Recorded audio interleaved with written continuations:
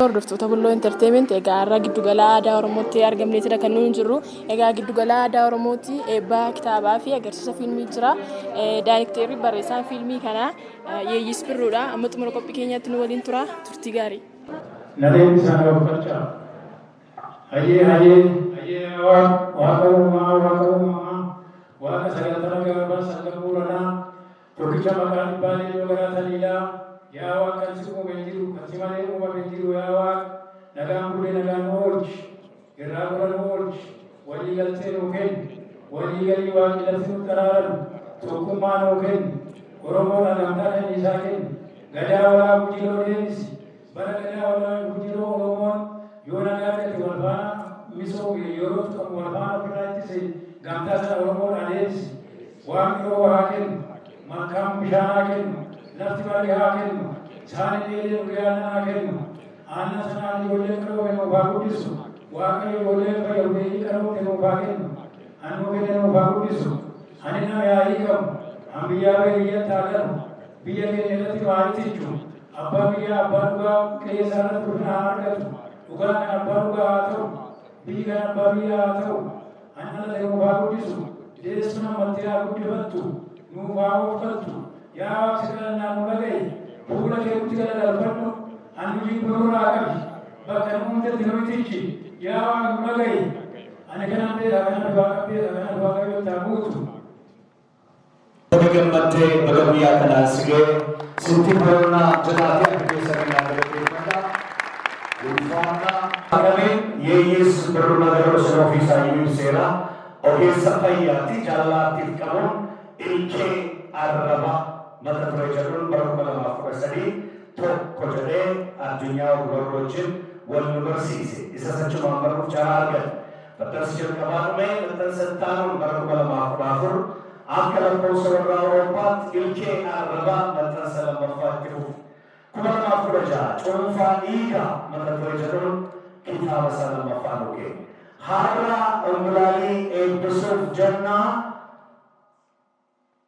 Kalau aku sekali timur berdiri kerana kita baca dari jerenya MBCC kita ramai agak teremis filmi sudah kisah nak jera filmi cara dari jerenya MBCC gulalin fula kerana kerana kisah kadu kita bahawat tu pada berada tingkat berbeda lawan tadi MBCC hamlean sanawade bagaimana mesti jadi Aku beekamu ogummaa koo ogummaa fayyaadha. Kan ittiin miidhagfamee maatii koo bulchuu ogummaa fayyaa keessaayyuu biyyi waa'ee fayyaa ta'e nama wajjin oola. Garuu jaalalaa fi kabajaan ogummaa kanaaf qabuuf jedhee kennaa waaminaaf kenne cooba xiqqoo qabu guyyaadhaa gara guyyaatti nan gumaachaa. Karena pada waktu itu arti karena kopai karena tiga ragam karena musan komandan tersedit sekarang dapat ini agak eba jadi jadinya berarti namun dapat yang jual artinya itu beri. Waktu itu kosong hari waktu itu sebentar karena terjadi karena karena konten notification bayar semua pada ini berapa. Wanaloni Oromo manifakkan isa jalur fakirnya wajibin sebagai siswa. Namichi nakakawe lukasin di kawe garu manaka. Daftar ko lubato kawajin bokondo jalan carabu tu bokondo jalan carabani. Guyaan sa guya aduti lensi bokondo dakai pirufi guya adut ba ini bato tahu jenis itu bokondo jalan cara banyak amahin nae dapat dengar nae bakacus barbade akan bakanes dubartoota wajjin jira gahee bakachuu qaama'ee fiigee mana qawwee fudhatee dhufee tokkosus hin beeku waaqatti naa qabu jedheedhuma gaafa inni qaataa gadarkisu qawween tokka'ee leencii ol taalee diriire. Mahingeera egaa. Leenca jeesee geera. Bakkattiin bakkee keessaa baqachuu filadhee keessaa. Hojjetee waaqa laallaan aduun isaan calaqqisaa lapheen koo qabee laallaan ba'uudhaaf xaraphisaa. Hubattii kan koo laallaan qaataa ishee gadarkisaa qawween dudutee dubbii keenya nuu kutee.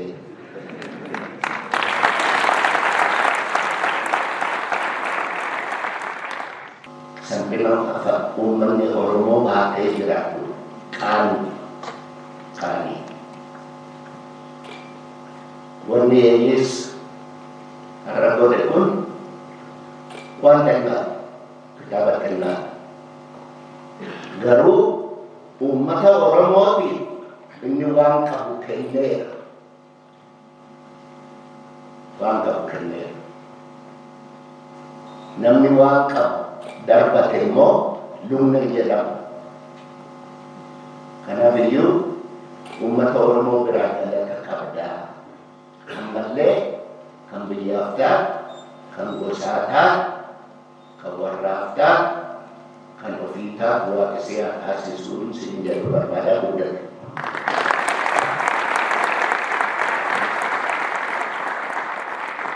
Ayyee baga gammadde. Baay'ee galatoomaa isinis baga wajjin gammadde. Tole gaara giddu gala aadaa Oromootti har'a kitaaba kee fiilmii kee eebbisuudhaaf sitti argamneetudha kan nuyi jirru. Mee daawwattoota keenyatti maqaa kee himee achuma waa'ee kitaaba kanaas waa'ee fiilmii kanaas walitti qabi waa'ee dhibe. Baay'ee galatoomaa carraa kana naaf kennuu keessaniif sagantaan guyyaa har'a sirna eebbaa kitaaba ungulaalleedhaaf agarsiisa fiilmii jaatanii jireenyaadha. Kana dura fiilmiin jaatanii jireenyaa haala gaariidhaan eebbifamee ture bakka daawwattoonni fi deeggartoonni aartii hedduun argamanitti.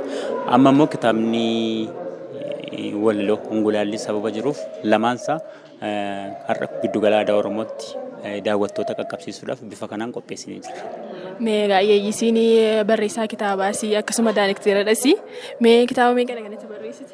Gara waggaa 10 irraa kitaaba Ilkee Arrabaa kan jedhamu maxxanseen ture 2016 kitaaba Cuunfaa Dhiigaadha 2018 jaatanii jireenyaa ture barana 2022 immoo kitaaba ungulaallee ture kanaaf hojii koo arfaffaadha achi keessaa 3 kitaaba ture jechuudha. Karaa fiilmiitiin jaatanii jireenyaa hojii kee jalqabaadha?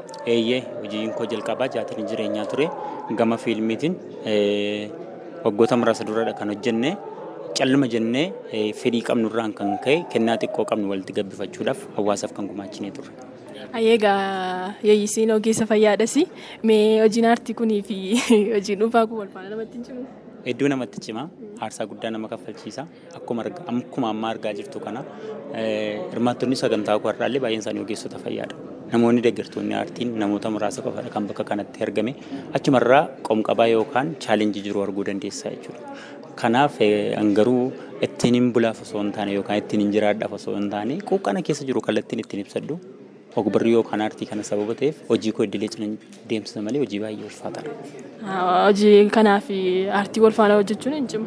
Eeyyee hedduu hin ulfaata garuu fedhii sababan qabuuf aarsaa of godhee hawaasa kanaaf gumaachuudhaaf. Waan tokko jechuudhaaf fedhii qabaannaan wanti nama daangessu. Eeyyee dandeettii kamiyyuu qabaadhu fedhii qabaadhu achirratti murannoo immoo qabaadhu.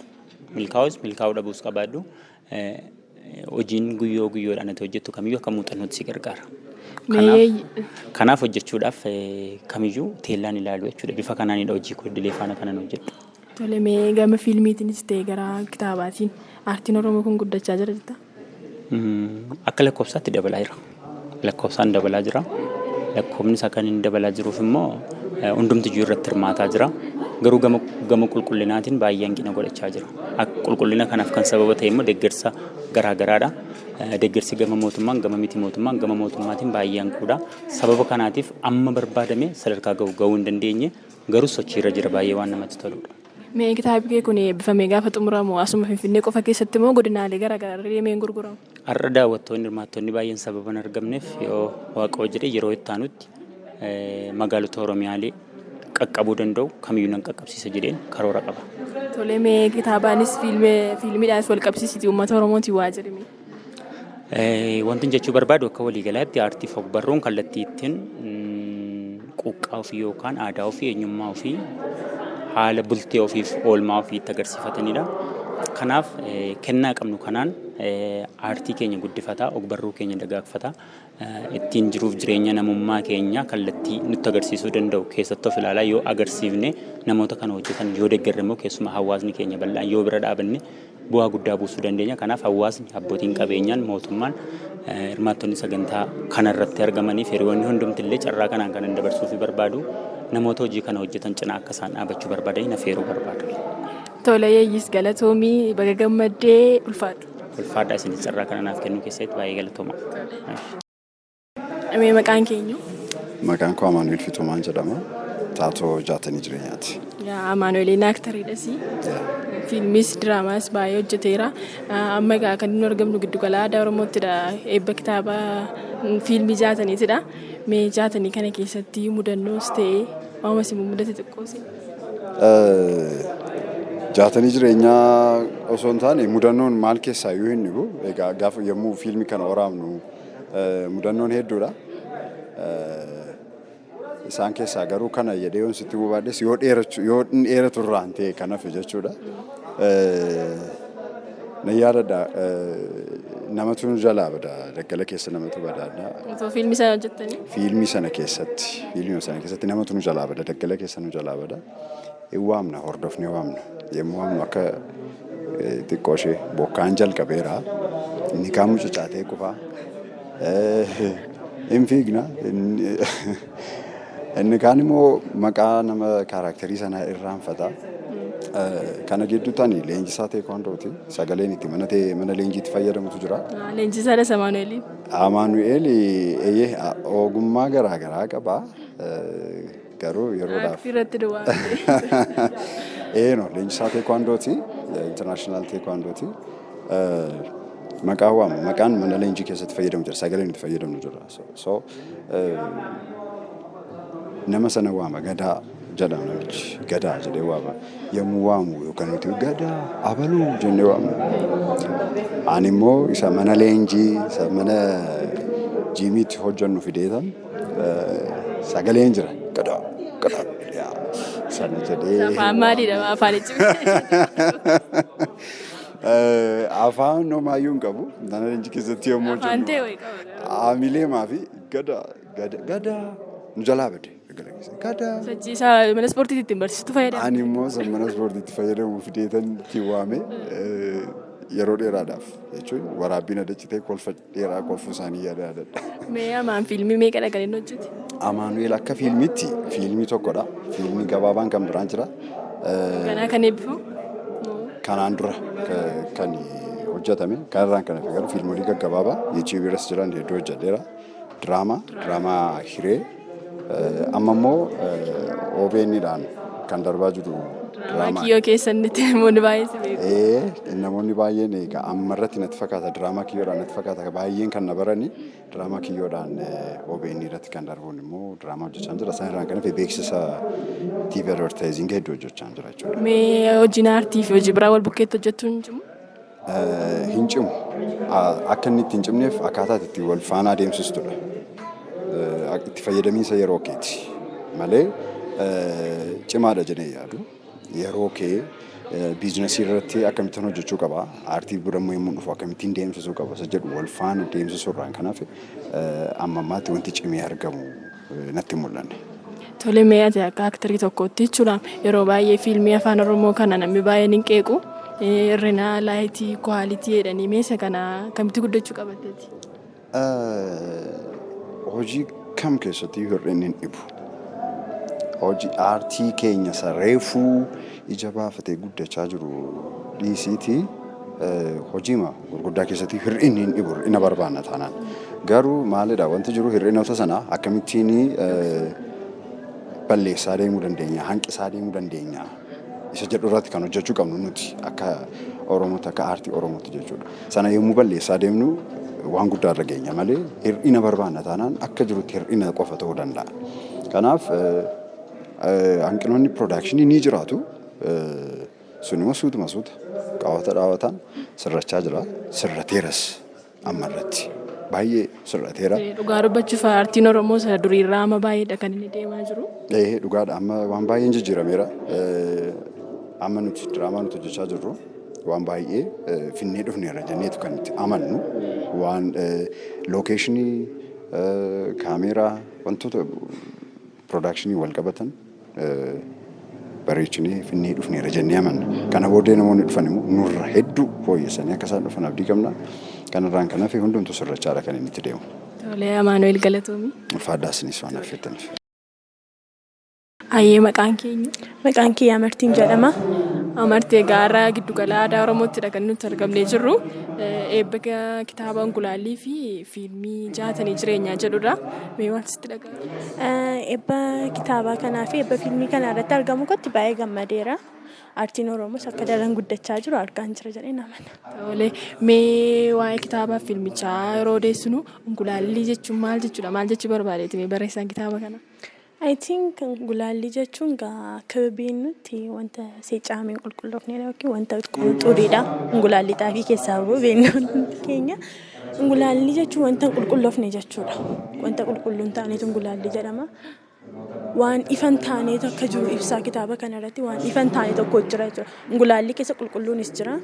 Akkuma sana wanti xuriinis waan jiruufi waan wal makaa jira. Qulqulluuf makaatu wal makee qulqulluuf xuriitu wal makee jedheen yaada. Akka kanatti ibsuu barbaadeetu jedhee yaada. Gara fiilmichaatti gaafa dabarru immoo Jaatanii Jireenyaa jedha. Jaatanii Jireenyaa jechuun maal jechuudha mee?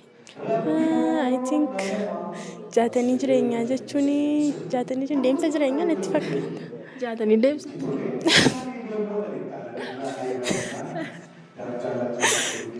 Jireenyi dhala namaa jiraatudha. Jaatanii yes qormaata irra ta'uu danda'a. Dhugaadha jechuun hiikisaa xinnoo natti cimeera. Kanaafuu gaaffii na ta'eera. Hiika isaas dhugaa yeeyyisiidha kan beeku. Garuu immoo yoo xiqqoo isa yaalte malee. Jaatanii jechuun natti taafu dhugaa yaadus. Tolee, Amartii mee fiilmii irrattis ta'ee kitaaba irrattis aartiin Oromoo kun guddachaa jira jettee yaadda? Yes, of course. Baay'ee guddachaa jira jechuun gaafa ilaallu duraanii hojimtu nuun hojjechaa jira. Amma fakkeenyaaf kalaqaan aartiin jira. Eebboonni kitaabaa jiru. Akka kan eebbii fiilmii fi eebbiin kitaabaa walirratti ta'aa jira. Even baay'ee guddachaa jira. Karaa baay'eedhaan aartiin Oromoo guddachaa jira jedhee yaada. Ganaa garuu waan baay'eetu eegama. Dhaloota ammaarraa, dhaloota amma jirurraa hunduma keenyarraa wanti eegamu jira. Gaheen keenya jira. Kanaafuu gaafa taa'ee yaadu guddateera. Ganaa garuu waan baay'ee nu hafa jedhee nan amana. Tolee, yeroo baay'ee immoo yeroo eebba kitaabaa kana namni kitaaba biteen dubbisu komii baay'ee qabu barreessitoonni amma kitaaba barreessu isaan uffisutti jechuudha. Mee warra kanaa maal jettu? I think ingidihi yeroo kitaaba bittu tokko ofii keef ogummaa. Biteettaati to'aasuuf. Bitadhee. Yeroon taa'ee yaada yeroon amma yoo kitaaba bitatte tokko ogummaa keessaa argatta. Waan baay'ee barta. Kitaaba tokko gaafa dubbistu karaa irra deemtuun barta. Ofii kee of keessatti ilaalta. Lammaffaa immoo aartii biyya kee guddista. Gaafa karaa warra kaan ilaallu eebba kitaaba isaanii gaafa ilaallu baay'ee ho'aadha. Eebbi fiilmii isaanii gidduu sanaan baay'ee ho'aadha. Jabaa ofiitummaa abbaatu jabeessataa jedha Oromoon. Kanaafuu kan yaadutti namni hundumtuutu kitaaba bitate gaariidha. Tu dubbisee turuudha. Dubbisuun nama guutuu nama godhatee yaada. Asumaan aartii keenyas jajjabeessuu qabna. Tolee, gaafa fiilmiitti gaafa dabarru immoo yeroo baay'ee fiilmii afaan Oromoon qeequ kwaalitiin qabu laayitiin isaa akkasii jedhanii meeshaa kana maal jettu? Yes, akkam namitti kun sirriidha. Maaliifdha yeroo baay'ee akkaataa hojii keenyadha. Kellasii taanii hojjenna wanta tokko gaafa hojjennu nu keessatti waa jalqabuuf jenneefa wanticha seeraan hin xumurru wanta jalqabnu. Kanaafdha yeroo baay'ee malee rakkina kaameeraamanii qabaannee miti rakkina viidiyoo qabaannee miti ijoolleen keenya baay'een isaanii warra biraaf hojjechaa jiru. Hin mul'anne malee wanta hundumaa kan isaanii dudduubee kan jiru Oromoodha. Garuu rakkinni nudha. Ati fiilmii tokko hojjechuuf qabda taanaanii dirqamaatti ka'uu qabda. Yoo ati fedhiinsi keessa hin jiru ta'e dirqamaan hojjetee uffaa hojjetta wanta tokko. Kanaafidha malee rakkoon waan jiru natti hin fakkaatu. Rakkoon numarra jira. Akkaataa hojii keenyadha rakkoon kan qabu jedhee yaada. Tolee, Amartii galatoom. Hayyii galatoom. Egaan hordoftoota Bulloo Entertainment qophiin giddugala aadaa Oromootti argamnee eebba kitaabaa fi eebba fiilmii Yeeyyis Birruutiin barreeffame isin biraan gahaa ture kana fakkaata. Qophichatti bu'aaraa bashannanaa irraas barachaa akka turtan abdii qabnaa. Egaa qophicha gaggeessaa kan isin faana ture Ansirlee Alimuutii ogeessi kaameraa keenya Amaanaa Doktoraa ture. Nagaatti.